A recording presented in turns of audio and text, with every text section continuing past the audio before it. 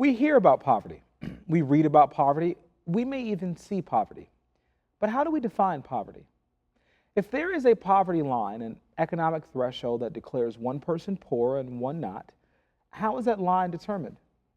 And how does it change from nation to nation? We discuss the challenges of defining poverty today on The Professors. From across the city and the 7 city colleges of Chicago, broadcasting from 63rd and Halsted at Kennedy King College. Professors take the art of conversation to a higher degree. I'm Ted Williams from Kennedy King College. Joining me today are Bessie Alcantara from Build Inc., Antonio Vasquez from Wilbur Wright College, and also from Build Inc., Jessica Knowles. Welcome. Thank you. Thank you. So we're talking today about defining poverty. United States, how do we define poverty in the U.S.? Well, the Department of Agriculture started it in the 1960s towards the buildup of the Great Society. And for right now, if we take the idea of a nuclear family, 2 parents, 2 children, that would be about $21,756. And the idea there is, if we look at it as a minimum wage, one parent would have to work 40 hours and the other one at least 10 hours to be able to get that level of income. And how is poverty related to issues of race? I'm interested, number one, in how many people are poor, obviously, in America. But I'm also interested in the question of how this is broken up in terms of race and gender. So we could talk about that as well. Well, the issue is that it's very disproportionate in terms of poverty. We have people of color, Hispanics and Blacks, have a higher level of poverty. Yeah, about 25%, right, is what I've read in terms of us. Gender also plays an important role in that too. And when you look at single women running family households, there's such a tremendous impact that it plays on the amount of time and energy they can devote to the family. Yeah, absolutely. You know, one of the things that I obviously study this and work on this issue in class and write about it and that sort of thing. One thing that I'm amazed about when it comes to poverty, because there are a large number of people who are under the poverty line. There are 43.6 million people in America living under the poverty line. And then as we looked at it, African Americans, Latinos have the highest poverty rate, and Asians and people considered to be, white or Caucasian or European descent have a much lower poverty rate.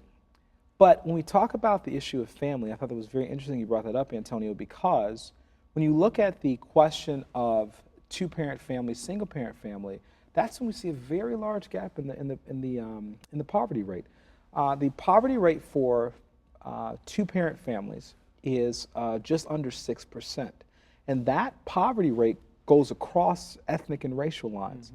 And so I know we'll probably talk about this later in the conversation, but I think that's a really, really telling statistic and a very, very significant one. So we realize that many people who are living in poverty are women and people who are living in single-parent families, kids are living heavily in poverty. Persons with disabilities also absolutely, occupy a tremendous amount of that space. Absolutely. So the question is why? I mean, we live in one of the wealthiest nations in the world. Why are so many people struggling with the issue of poverty? Well, I can talk about it from an economic point of view in terms of education, because it's educational attainment that influence occupation and other issues.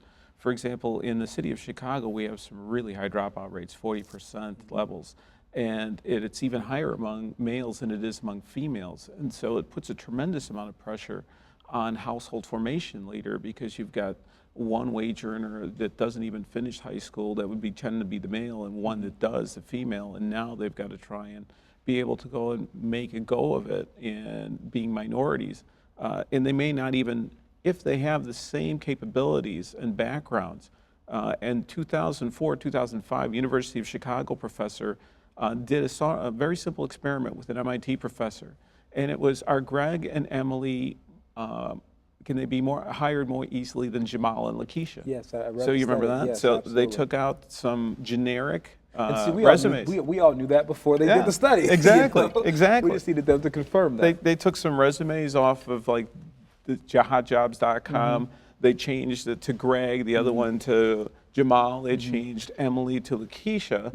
And when they sent out all these resumes, the Caucasian-sounding names got 50% more callbacks than the Yeah, absolutely. African-American names. I think that, well, I think you bring up a great point, but I think part of the issue is the stigma around poverty. It's not something, by the time we're getting to the names on the resume, it's because there's already a stigma associated with those names on the resume, right? Because there's already, with a name like Lakeisha, there's already a certain association around race and class because a person has that name.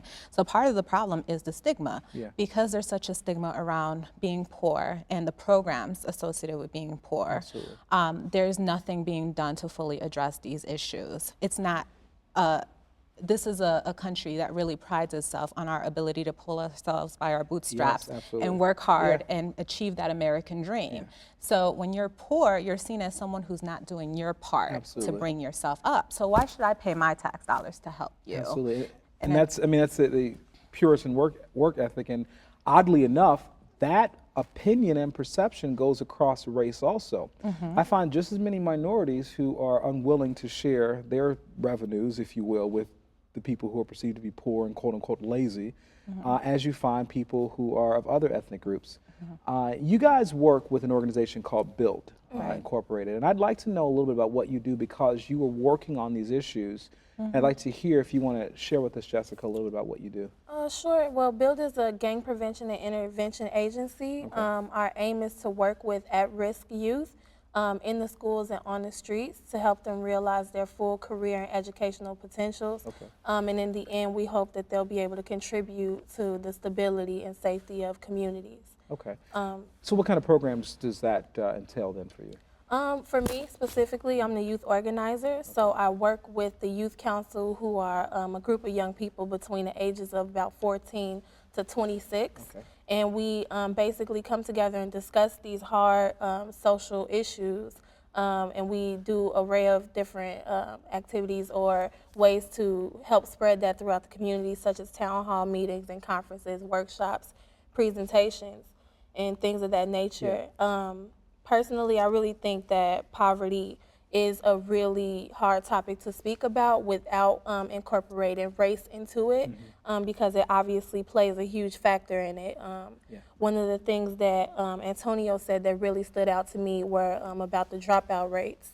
And one of the things that basically scream poverty in our communities is the fact that there are about 160 CPS schools without libraries. Wow. How can you have a... I didn't know that. Right, you know, so how do you expect young people, specifically young people of color, because a lot of these schools are in our communities, to compete in high school and in college with, you know, with not having any knowledge or without having any feelings to associate with what it's like to be in a library and get wrapped up in a book? You know, I have a student that just did a documentary, and he showed it to part of it to us in class. And I was obviously, you know, I live in the inner city, so I mean, you know, we all are very connected to these issues of poverty. You can't escape them. You know, I live on the far south side, and you know, we have certain blocks in our area that we go to and that we don't go to, you know. But the point is that I was listening and I was just amazed by, he interviewed a group of young men who were involved in gangs. And one of the things the young men said was that my community makes me feel like an animal, so how do you expect me to act? Exactly. And I think what you're talking about is so true and so real. If the schools are not funded, if they don't have libraries, if the community looks like, you know, Beirut, then how in the world do you expect our children to pull themselves up by their bootstraps? Dr. King said you have to have bootstraps to pull yourself up by. If you don't have them, then, you know, what are you going to do? So anyway, what do you do with BUILD? I'm the director of program operations, so I oversee all of our programming to make sure that we're providing quality services to our young people. And I think, you know, Jessica touched on a lot of the work that we do, but I think one of the great things that BUILD does as an organization is challenge the stigma around our young people. How do you do that? For starters, we recently started changing the terminology in everybody that we talk to, and we refer to our youth as at hope. Oh, instead of at risk. Exactly. I love it. So, you know, when you say at risk, there's already a certain, the child's already like, why am I at risk? We're all at risk. At the end of the day, they're at hope. They have untapped potential that we tap into. And so when we work with our young people, one of the things, it's interesting that you brought up this point, is that we find that a lot of times the part of the problem is that they've never heard anything good about themselves. Absolutely.